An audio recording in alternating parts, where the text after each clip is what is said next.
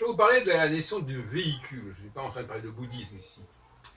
Mais qu'est-ce que ça nous fait d'être un véhicule? C'est-à-dire de transporter des idées. Est-ce que ça veut dire que nous devons nous identifier avec ce que nous véhiculons? Voilà la question que je pose. Et je crois que les hommes et les femmes pourraient réagir différemment à un tel questionnement. Et en tant que juifs, nous avons aussi ce problème du véhicule. Car qu'est-ce que le judaïsme? Quelque part, par opposition à la judéité d'ailleurs, sinon ce que les juifs ont véhiculé tout au long de leur histoire. Faut-il qu'ils s'identifient pour autant à ce qu'ils ont véhiculé et continuent à véhiculer collectivement, pas forcément individuellement? De la même façon, les femmes ont cette problématique véhiculaire très puissamment inscrite dans leur mode de fonctionnement.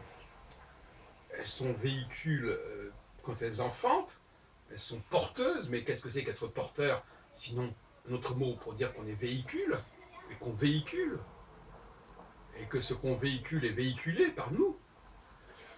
Et elles sont véhicules aussi quand elles mettent leur talent au service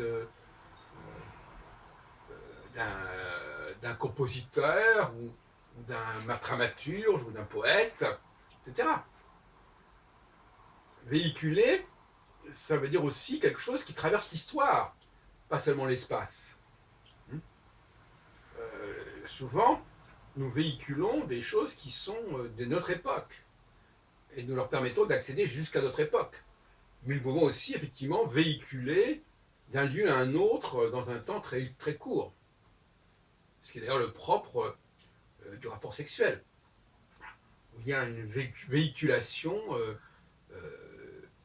le passage de quelque chose qui est l'ordre de la semence masculine vers l'organisme féminin.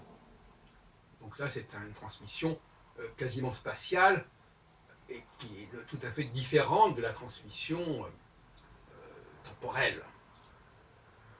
Donc, pour revenir à la question juive, je crois que le décalage se fait de plus en plus entre ce que les juifs ont pu véhiculer, donc ce que j'ai appelé tout à l'heure le judaïsme. Il y a plusieurs définitions de judaïsme, moi je donne celle-là. Et en aucune façon, je crois que les juifs n'ont envie de se laisser enfermer dans le judaïsme.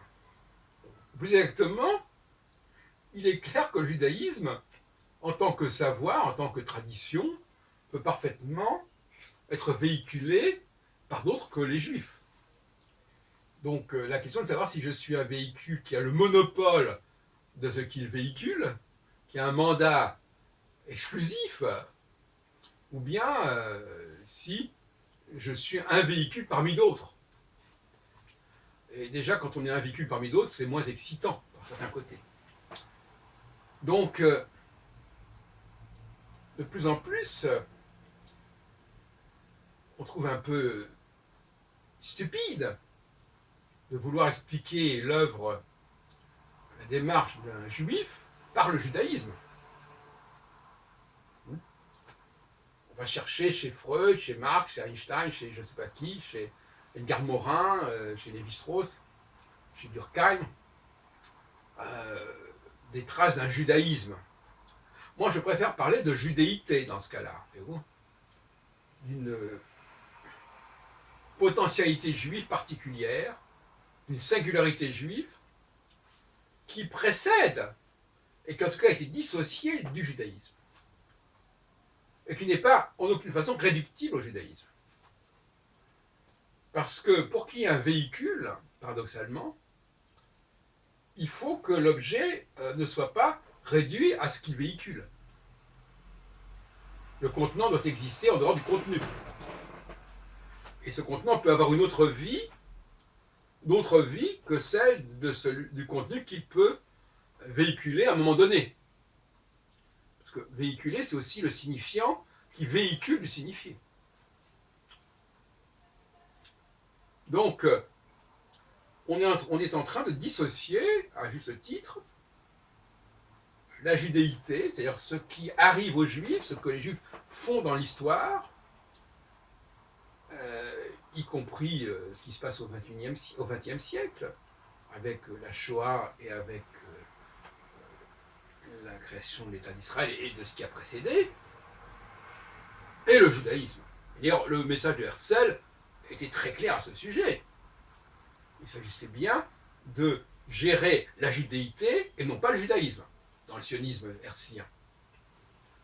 Ce n'est que par la suite que le judaïsme a voulu récupérer quelque part la judéité, la dynamique de la judéité.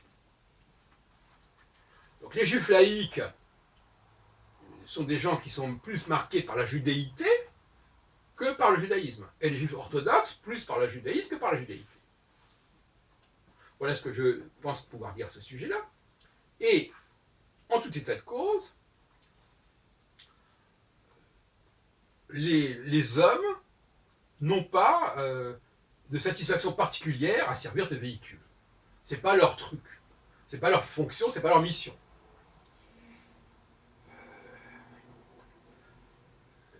Ou s'ils le font, c'est de façon critique. S'ils le font, c'est en se donnant le droit d'inventaire, en se donnant le droit de corriger, de restituer, de restaurer, mais pas simplement d'être un véhicule qui se contente de véhiculer. Tandis que les femmes, elles sont pleinement en phase avec elles-mêmes quand elles servent de véhicule. Avec ce que ce véhicule peut avoir de processus d'appropriation du message. Parce que quelque part, il y a une identification à ce moment-là du véhicule avec le message dont il est porteur. Le mot porteur, d'ailleurs, est intéressant parce qu'on parle aussi d'une mère porteuse. Et ce piège-là, je crois que les hommes n'y tombent pas. Ils ne tombent pas dans le piège de s'identifier avec ce dont ils sont porteurs. Mais ça existe, on l'a vu tout à l'heure pour les juifs. Pour les astrologues, on pourrait dire la même chose. Les astrologues sont, en tant que communauté transgénérationnelle, des véhicules d'un savoir, d'une tradition. Mais en même temps, ils ont le droit de se poser la question de savoir ce qu'est l'astrologie en soi, et pas telle qu'elle nous est transmise et telle qu'elle nous est véhiculée. Et ça, c'est important aussi, d'être capable de ne pas réduire l'astrologie à ce qu'elle est, ce qui nous est parvenu, ce qui nous en parvenu, tout ce qui nous en est transmis, comme on dit, tradition. Et moi, par exemple, mon approche de l'astrologie n'est pas véhiculaire. Elle ne consiste pas à dire « Ah bon, nous sommes les gardiens d'une tradition astrologique, d'un astrologisme, pour employer l'expression en parallèle avec le judaïsme. » Moi, je préférerais parler d'une astrolité, si on peut dire, par comparaison avec la judéité, si on peut dire. C'est-à-dire, qu'est-ce que l'astrologie en soi, par-delà ce qu'elle est censée véhiculer. Et il y a un décalage. De la même façon qu'il y a un décalage entre judéité et judaïsme, il y a un décalage entre la tradition astrologique et le vécu astrologique, la réflexion astrologique. En tout cas, c'est comme ça que je le vois. Et le décalage peut être considérable. Et même à la limite, comme pour revenir à cette formulation saussurienne, de signifié à signifié, il peut n'y avoir aucun rapport entre le signifiant et le signifié. C'est-à-dire que c'est ce qu'on appelle l'arbitraire du signe. Je prends un objet donné, alors prenons par exemple le cas des astres, eh bien, Saturne, puisque j'attache beaucoup d'importance à Saturne, et aux étoiles fixes, ne sont en eux-mêmes, par eux-mêmes, rien, ne veulent rien dire. Ils ne sont que des véhicules. Des véhicules, c'est-à-dire qu'ils ne sont que porteurs des significations qu'on leur a assignées, qu'on leur a attribuées. Les astronomes, les astrophysiciens, eux, ont une toute autre idée de Saturne et des étoiles fixes que les astrologues, parce que eux, ils ne s'intéressent pas spécialement à ce que ces astres ont pu véhiculer à travers l'histoire des idées, des traditions. C'est pas leur truc.